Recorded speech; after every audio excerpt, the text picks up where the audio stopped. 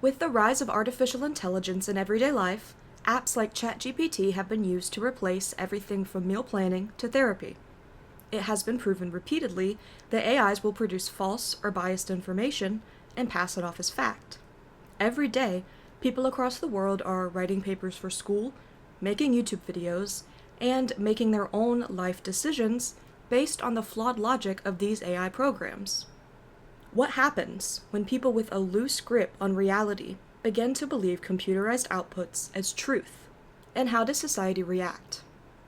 A woman named Kendra began making videos and posting them to social media, claiming to be a victim of grooming by her psychiatrist. This is the story from her point of view. Kendra markets herself as an ADHD life coach. While learning about ADHD for her coaching business, she came across a medical professional advising all people with ADHD to stay on medication. She Googled psychiatrists in her area and booked an appointment. These appointments took place over Zoom rather than in person for 3.5 years, once monthly for approximately 30 minutes. This is Kendra's first time being treated by a psychiatrist, having previously only seen therapists. She requested non-stimulant ADHD medication and received a prescription. During her first appointment, Kendra recalled feeling physically attracted to her psychiatrist. She felt her psychiatrist was an attentive listener with a caring personality. She says that he would also tell little jokes during the appointments and encourage her in her business ventures. To the average patient, these gestures would likely be seen as no more than an exhibition of goodwill from a kind doctor. To Kendra, it felt like directly personal attention, praise, and consideration that she wasn't used to getting elsewhere. Over a series of videos, Kendra describes an experience of feeling emotionally close to her psychiatrist in the beginning and slowly feeling occasional coldness or distance from the psychiatrist. She described this as an intentional tactic on his part and called it intermittent reinforcement. Kendra essentially claimed that it was his intention to create an addiction and dependence on him. Kendra apparently got into a pretty bad car accident and went to an urgent care. The medical team at the urgent care advised that she go immediately to the emergency room, as she could be suffering internal bleeding. Rather than admitting herself to the ER for possible serious injury, Kendra felt compelled to make it to her virtual psychiatry appointment. According to Kendra, she did inform him of this, and expected him to urge her to go to the ER, but instead the psychiatrist reportedly carried on with business as usual. At this point, business as usual was 30 minutes of Kendra gushing to her psychiatrist about how much she loves, admires, and respects him. After entering a relationship, Kendra began to talk in depth about her sex life with her therapist, who, according to Kendra, advised that she discuss it with her psychiatrist to get a man's perspective. She tells him multiple stories on multiple occasions, including about her sex life with her boyfriend and sexual dreams that she was having about the psychiatrist himself. Kendra explains feeling as though he enjoyed these conversations, even though he remained neutral in expression and speech. She felt he achieved his goals of getting her lured and addicted so that he could feed off of the emotional supply she was providing.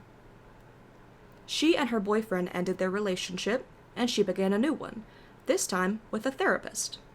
Kendra tells the story of how, on her second date with this therapist, he describes being in love with one of his patients, apparently going so far as to say that he needed to please himself before their sessions. She tells the psychiatrist about this date, who turns pale in the face as she recounts her story. She assumed this was because he must have felt the same way about her. She grows in these feelings, eventually asking to have an in-person appointment with the psychiatrist. He informs her that he only does appointments over Zoom, an answer that she was unsatisfied with. She calls the front desk of his practice and learns that he does, in fact, take in-person appointments, and schedules one with him. She discusses this with her therapist and a friend who was a doctor, who, according to Kendra, both assumed that it was because he was afraid of something sexual happening between the two of them. After meeting him, she began to grow in her obsession and became unable to stop thinking about him. She begins talking to ChatGPT at this point, naming the AI Henry. She recalls feeling emotionally validated by ChatGPT. The AI even explained the process of transference to Kendra. She brought this information to her psychiatrist, who immediately asked if she knew what countertransference was. He continued, explaining that he's concerned she may eventually experience countertransference toward her own ADHD clients. She apparently took this advice to heart and appreciated it, but while she was at home, ruminating over his words, she felt that he had asked about countertransference not for her business, but because he was experiencing that himself. At the first in-person appointment, Kendra describes running up to and hugging her psychiatrist. He, in turn, patted her on the back non-enthusiastically, and she understood that he set a physical boundary in that moment. At a later in-person appointment, she told him about this sexual dream that she had between the two of them. He doesn't stop her from sharing, and she believes that he would have if he was uncomfortable. He did apparently look visibly uncomfortable during the duration of this conversation. This appointment ran 15 minutes longer than previous appointments, something Kendra believed was a reward for sharing her sexual fantasies. After this appointment, their visits very quickly stopped. According to Kendra, this is because her insurance changed and he didn't accept her new insurance. She also said that if her insurance was accepted by her psychiatrist, that she would likely still be seeing him currently. Since obtaining this distance from her psychiatrist, she reports that her limerence has lessened. She argues that the psychiatrist should have transferred care earlier in the stage of transference. Several psychological professionals have agreed with her. Several have also disagreed with her. Ultimately, it is a decision up to the discretion of the psychiatrist, and it's their determination to make. Kendra was ultimately recognizing boundaries he placed. That could have been enough, in his professional opinion, to continue care. Transference isn't an abnormal experience, and it is very heavily warned about in psychology education programs. It is standard practice to move a patient experiencing transference to the care of another professional. There are exceptions which seem to have been made in this situation, if doing so would cause more harm than good to a patient. Kendra was never actually arguing that she wasn't crazy, or that what she did was right. She recognizes that she was having delusional thoughts about the psychiatrist specifically. Where the disconnect seems to occur, in my non-professional opinion, is the belief that there couldn't be delusional thoughts now. She made assumptions about the actions of others, namely her psychiatrist, and treated those assumptions as fact. That's a dangerous experience for anybody to be in, and typically friends or family are able to speak from a place of rationality. But if what Kendra has said about her therapist and her friend who is a doctor are true, that unfortunately wasn't really happening. There are instances in which multiple people can believe in the same delusional reality. There are famous criminal cases involving a phenomenon called folie à deux, or folie à famille.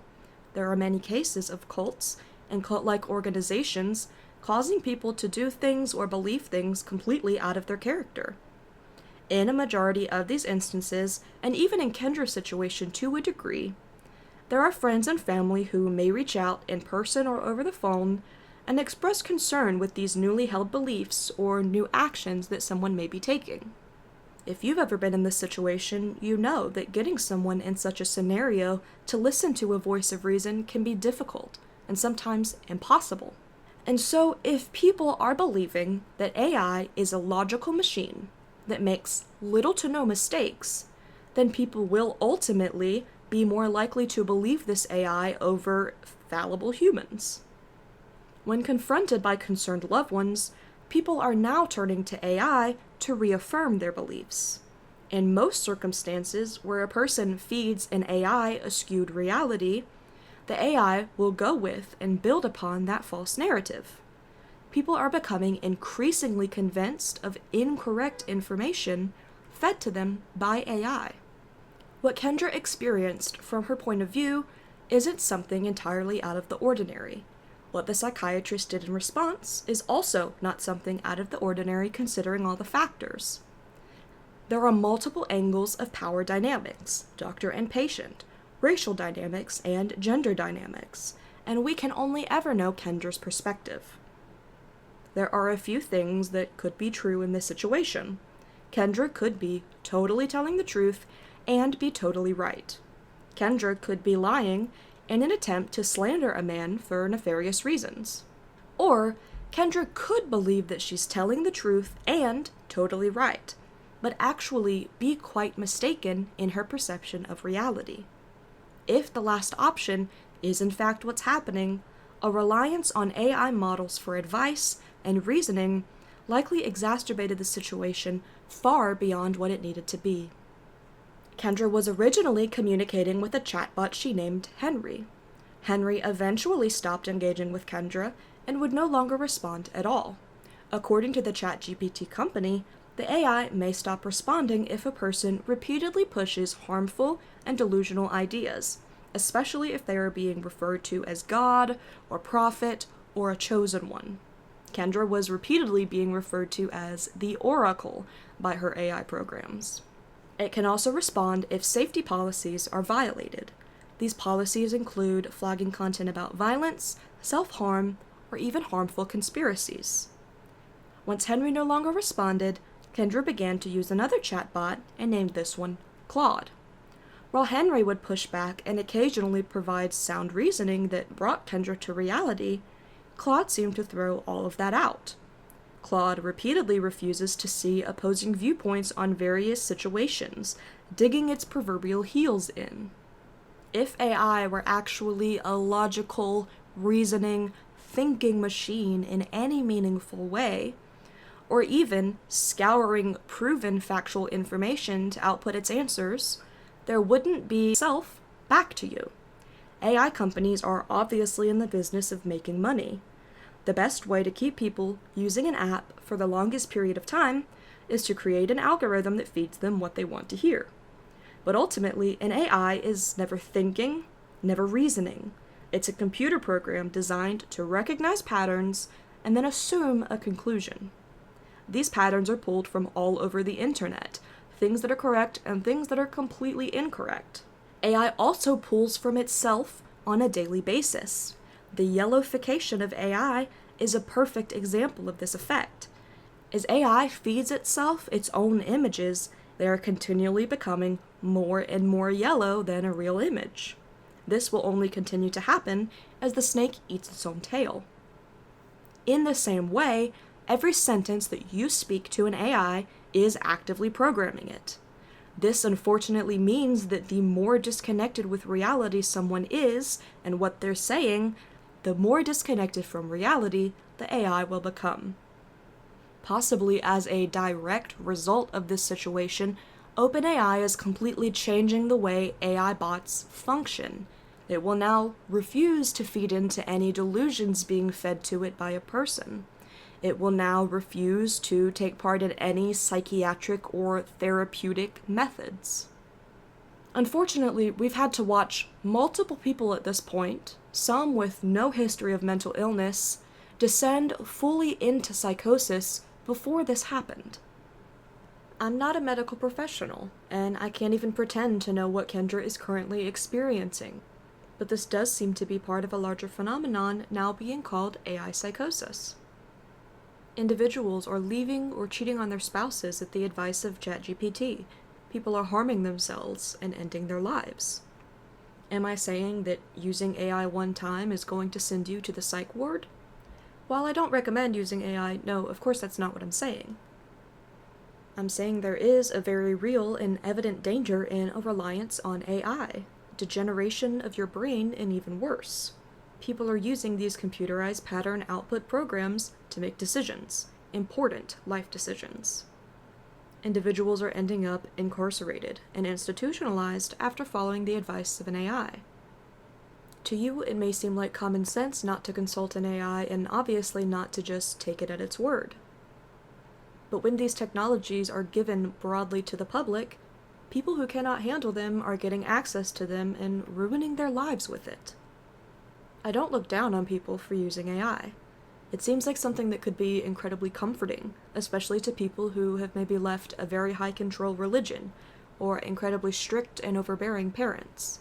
People who feel aimless and lost in life can now ask a robot to figure out their decisions for them. But I do view it as sad and dystopian. It's incredibly sad that people are so exhausted trying to survive that they're willing to give up the things that make them human to robots. AI is destroying our environment, using up fresh water. People are developing mental illnesses due to this technology, and then the general public treats it like a circus. It's so entirely backwards from the way it should be. We should be setting up systems to let robots do things like physical labor and stuff humans don't need to do anymore.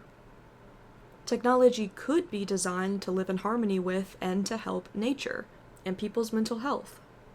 Humans could be spending their time making art and philosophizing and making music and enjoying life. But we see humans working to the bone, a larger wealth disparity currently in the United States than in France during the Revolution. Americans homeless and starving on the street, while our tax dollars fund keeping people in Palestine and across the global south homeless and starving. I think this lack of meeting basic needs ultimately gives rise to a lack of empathy. Every day you can see homelessness, addiction, hunger, sickness, preventable and relievable conditions imposed on our fellow man. You not only stop trying to help, but believe that people in need might not deserve help. People in severe visible distress are seen as entirely capable of 100% functioning. They just need to pull themselves up by their bootstraps, something that's completely physically impossible. There's rarely consideration for the mental state of other people, the physical state of other people, or what they've gone through. Until people themselves go through an event so all-encompassing that it affects their daily functioning, they're unable to understand, and even still, some people expect others to be perfectly well and properly functioning 100% of the time in a capitalist society. This video isn't to defend Kendra's claims and perspective. She seems like an unreliable narrator, and she contradicts herself constantly. But ultimately, I think that regardless of if she was telling the truth or not, AI and the general public's response clearly exacerbated this entire situation. I think the way the general public has reacted to a very clear mental health crisis on display shows our general attitude in modern times. My concern is that the further we allow cultural norms to slip away from compassion in one area, the more areas of life begin to be tainted by this indifference.